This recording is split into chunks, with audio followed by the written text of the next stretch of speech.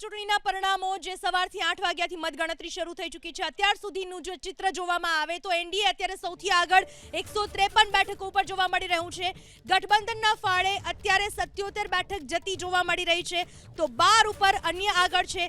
સૌથી મોટા પક્ષ તરીકે જો ઉભરી રહ્યો હોય તો તે છે બીજેપી, જે 76 બેઠકો ઉપર આગળ. બીજા નંબરે જેડીયુ 71 બેઠક ઉપર, આરજેડી જે મહાગઠબંધનનું પક્ષ છે 61 બેઠકો ઉપર આગળ છે, કોંગ્રેસ 11 બેઠકો ઉપર આગળ છે. આ વખતની ચૂંટણીમાં ઘણા બધા મુદ્દાઓ પણ એટલે જ મહત્વના રહ્યા અને એના પરિણામે જ કદાચ આ આંકડો જોવા મળી રહ્યો છે જેડીયુનો અને સાથે સાથે મહાગઠબંધનનો આ આંકડો જોવા મળી રહ્યો છે.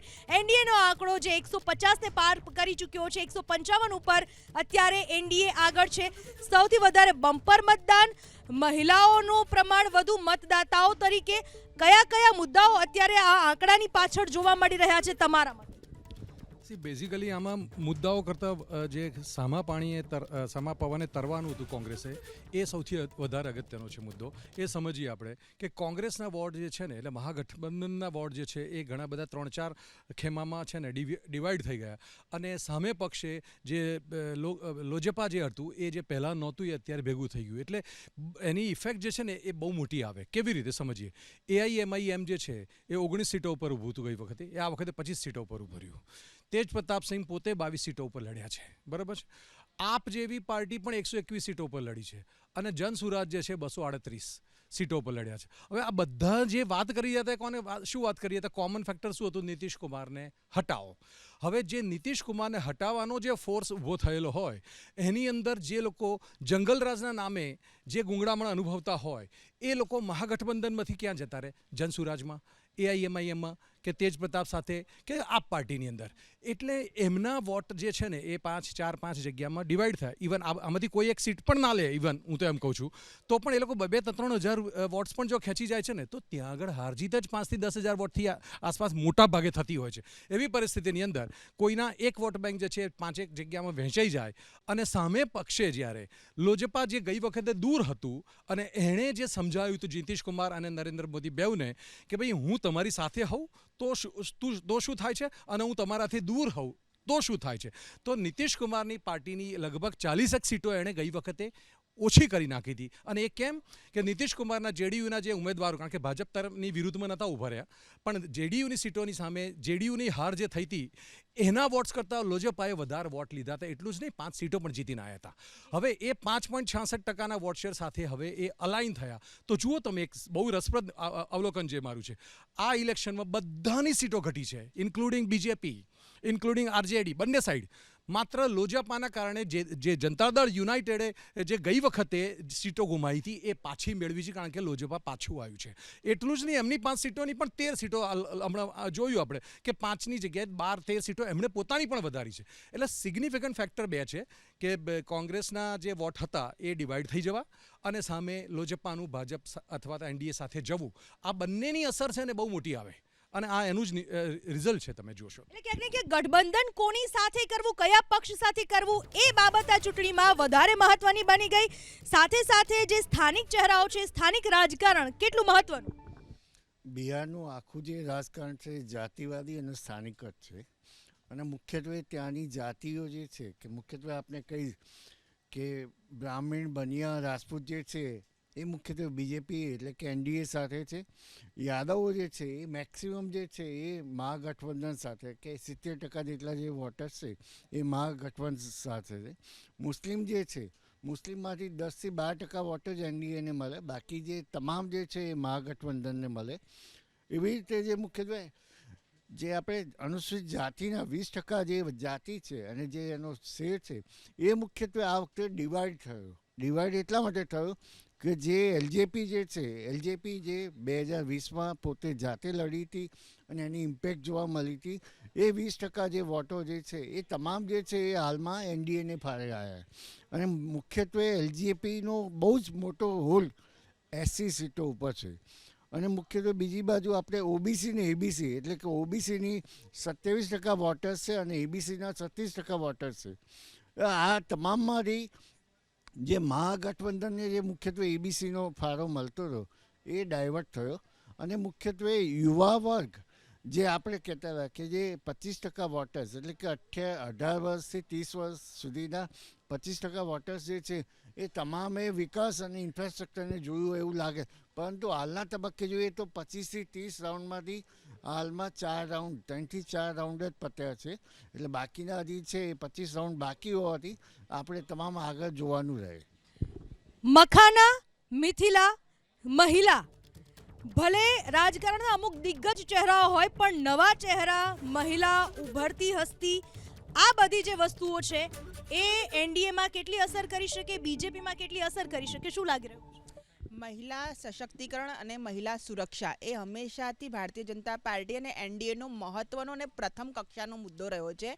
મેં તમને કીધું કે આ વખતે બિહારની અંદર જે માતૃશક્તિ છે, માતૃશક્તિ માટે જે કામ કરવામાં આવ્યું છે, અને તમે જુઓ કે આપણી દેશનું જે ગૌરવ છે, લોકગાયિકા છે મૈથિલી ઠાકુર, કે જેણે આટલા સરસ ભજનો ગાયા છે. ઘરે ઘરેમાં તમે સવારે ઉઠો તો મૈથિલી ઠાકુરના ભજનો છે એ સાંભળવામાં આવે છે. અને જે રીતે મૈથિલી ઠાકુરનું અપમાન મહાગઠબંધનના લોકોએ જે અપપ્રચાર કર્યો, ભ્રામક પ્રચાર કર્યો, એક યુવા, એક દીકરી આપણી, જો એનું સન્માન ના સાચવી શકતા હોય, જો એક આઈએએસની પત્નીનું સન્માન ના સાચવી શકતા હોય, જે એક બ્યુટી કોન્ટેસ્ટમાં એક બિહારની દીકરી જઈને બ્યુટી કોન્ટેસ્ટનો ક્રાઉન લઈને આવ્યો હોય એની અસ્મિતા ના જાળવી શકતા હોય, તો જ્યારે બિહારની અસ્મિતા ઉપર તમે પ્રતિઘાત કરશો ત્યારે જે માતૃશક્તિ છે, નારી શક્તિ છે, અને અમે આધી આબાદી છીએ અને આધી આબાદીના અધિકારો માટે જે રીતે પ્રધાનમંત્રી નરેન્દ્ર મોદી લાલ કિલ્લાથી સક્રિય થયા છે અને જે રીતે આધી આબાદીના પ્રશ્નો ઉપાડ્યા છે, તો ડેફિનેટલી હું તમને કહી દઉં છું, ગઠબંધન કેટલા બી બનાવી લો પણ આધી આબાદીનો સપોર્ટ જે છે એનડીએ, ભારતીય જનતા પાર્ટીની વિચારધારા અને પ્રધાનમંત્રી નરેન્દ્ર મોદીને હર હંમેશ માટે સ્વતંત્ર ભારતના ઇતિહાસમાં રહેશે. કારણ કે સ્વતંત્ર ભારતના ઇતિહાસમાં આ આધી આબાદી માટે જો કોઈએ પ્રશ્ન મુકર થઈને કંઈ કીધું છે તો ડેફિનેટલી પ્રધાનમંત્રી નરેન્દ્ર મોદી છે. અને એટલા માટે જ ક્યાંક ને ક્યાંક આ આંકડો જોવા મળી રહ્યો છે. ફરીથી આપણે એક વખત અપડેટ જણાવી દઈએ. 161 બેઠક ઉપર એનડીએ આગળ ચાલી રહ્યું છે, 70 બેઠકો ઉપર મહાગઠબંધન આગળ ચાલી રહ્યું છે, 12ના ફાળે અન્ય બેઠક જતી અત્યારે દેખાઈ રહી છે. સૌથી મોટા પક્ષ તરીકે અત્યારે જેડીયુ, પહેલા જે બીજેપી હતું, જેડીયુની વધારે બેઠકો અત્યારે જોવા મળી રહી છે. 75 બેઠકો ઉપર જેડીયુ આગળ છે, બીજા નંબરે બીજેપી 68 બેઠકો ઉપર આગળ છે, ત્રીજા નંબરે આરજેડી 53 બેઠકો ઉપર આગળ છે, એલજેપી જે 13 બેઠકો ઉપર આગળ જતું જોવા મળી રહ્યું છે. કોંગ્રેસના ફાળે હજુ 11 બેઠકો જોવા મળી રહી છે, આગળ જતી જોવા મળી રહી છે. વીઆઈપી 1 બેઠક, લેફ્ટ 3 બેઠક, આઈઆઈપી ખાતું નથી ખોલાવી શકે, એકમાત્ર એવો પક્ષ જે ખાતું નથી ખોલાવી શક્યો. આરએલએમ 1 બેઠક ઉપર આગળ, હમ 3 બેઠક ઉપર આગળ જોવા મળી રહ્યો છે. અત્યાર સુધીની મત ગણતરીમાં ભાજપને 22.81% મત, તો આરજેડીને 23.47% મતો અત્યારે જતા જોવા મળી રહ્યા છે. ચૂંટણી પંચ મુજબ 10 બેઠકો ઉપર કોંગ્રેસ આગળ છે. મત ગણતરીમાં જેડીયુને 18.23% મત જોવા મળી રહ્યા છે. અત્યાર સુધીના આ રીતના રુઝાન જોવા મળી રહ્યા છે. મહાગઠબંધન જે 70ના આંકડાને પાર કરવાથી હવે થોડું દૂર દેખાઈ રહ્યું છે, પણ ચોક્કસપણે બહુમત એનડીએ તરફ અત્યારે જોતો જોવા મળી રહ્યો છે. અને એમાં ઘણા બધા કારણો પણ એટલા જ મહત્વપૂર્ણ બન્યા. જ્યારે ચૂંટણીની ટકાવારી, મતદાનની ટકાવારી આવી હતી એ જ સમયે ઘણા બધા ક્યાસ લગાવવામાં આવી રહ્યા હતા, કારણ કે ઘણા વર્ષો બાદ ક્યાંક ને ક્યાંક બિહારમાં મતદાનની ટકાવારી આટલી જોવા મળી, એ કેટલું અત્યારે જવાબદાર બન્યું? ઓબીસી, ઈબીસી, એસસી, એસટી નો ત્યાંનો બેન જે જે કહેવાય ને કે લોકોનો સાથ સહકાર એ એનડીએ સાથે છે. બીજું કે ત્યાં જે 101 બીજેપી, 101 નીતિશજીની પાર્ટી, 29 એલજેપી અને 6 બાકીની પાર્ટી, એ જે મત જે કહેવાય કે ઉમેદવારો જે ડિસાઇડ કરવા પડ્યા, અને જે રીતે ત્યાં ખૂબ જ સારી કે નીતિશજીએ ખૂબ જ સારી રેલી કરી, ત્યાંનું આખું જે વ્યવસ્થા કે નરેન્દ્રભાઈ જે આપણા યશસ્વી પ્રધાનમંત્રીજીએ જે છેલ્લા તબક્કામાં ખૂબ જ સારી રેલીઓ કરી, અમિતભાઈ શાહજીએ ત્યાં ખૂબ જ જે કહેવાય કે ચાણક્ય કહી શકાય છે કે એમને વ્યવસ્થાને સુચારુ રૂપે પારદર્શકતાથી એક રેલી, એક ઉમેદવારને લોકો વચ્ચે ઓળખે. નવા ઉમેદવાર તમે જુઓ કે સૌથી નાની એજના ઉમેદવારો ભારતીય જનતા પાર્ટી એનડીએમાં ગઠબંધન સાથે આવ્યા છે, તો એ લોકોને ત્યાં સ્વીકાર કર્યો. તો આ બતાવે છે કે ત્યાંના જે અમે કામો કરેલા છે, એનડીએ જે ત્યાં કામો કરેલા છે, એ જોબ કાર્ડ, રિપોર્ટ કાર્ડ લોકો વચ્ચે લઈને ગયેલા છે. અને ગુજરાત હાલમાં માફ કરશો, આપણે અટકાવવા માંગીશ. ખૂબ અભિનંદન આપું છું. બિહારના ઇલેક્શનની અંદર ગુજરાતનો પણ ખૂબ મહત્વનો ભાગ રહ્યો છે. ગુજરાતના લગભગ 1150 કાર્યકર્તા જે બિહારવાસી હતા, ને લગભગ 250 જેટલા કાર્યકર્તા જે સુરતના ભારતીય જનતા પાર્ટીના કાર્યકર્તા હતા, અને રાજ્યના પણ વિવિધ જિલ્લાઓના પણ કાર્યકર્તાઓ એમણે પણ ત્યાં જઈને એક મહિનો સુધી મહેનત કરી છે. પહેલીવાર ઓલપાડ વિધાનસભા, 84 વિધાનસભા, મજૂરા વિધાનસભા, કચ્છ, બરોડા, કર્ણાટક આ બધી જ વિધાનસભામાંથી જે ત્યાં અહીંયા દરેક વિધાનસભાની અંદર બિહારવાસીઓ 2000, 3000, 4000 એવી સંખ્યાઓમાં ભેગા થયા અને મેં વર્ચ્યુઅલ મિટિંગ બિહારથી કરી અને એમને વિનંતી કરી હતી કે તમે તમારા મિત્રો, સગા, ઓળખીતા, વેપારીઓ દરેકને તમે વિનંતી કરો કે એનડીએના ઉમેદવારને તમે મતદાન એને કરીને જીતાડો. અને એમણે જે રીતે બધાને વોટ્સઅપ કર્યા, ફોન કર્યા, SMS કર્યા, એનું પણ પરિણામમાં થોડી અસર ચોક્કસપણે હશે એવું હું માનું છું. પહેલીવાર સુરતના જે વેપારીઓ ટેક્સટાઇલના જે બિહારના છે એમણે પટના આવીને ત્યાંના લગભગ 250-300 ટેક્સટાઇલના વેપારીઓ સાથેની એક મિટિંગ ખુલ્લામાં કરી અને ઓપનલી એમણે એનડીએને ટેકો જાહેર કર્યો. માનનીય પ્રધાનમંત્રી શ્રી નરેન્દ્ર મોદી સાહેબને, અમિતભાઈ શાહ સાહેબને, નીતિશ કુમારજીને ટેકો જાહેર કર્યો અને ચેમ્બર ઓફ કોમર્સ બિહાર રાજ્યનું જે ચેમ્બર ઓફ કોમર્સ છે એમણે પણ અમારી સાથે એક મિટિંગ કરી. એમાં પણ લગભગ મુખ્ય 90 જેટલા વેપારીઓ હાજર હતા અને એમણે ઓપનલી તેમ કહ્યું કે અમે એનડીએને સપોર્ટ કરીએ છીએ.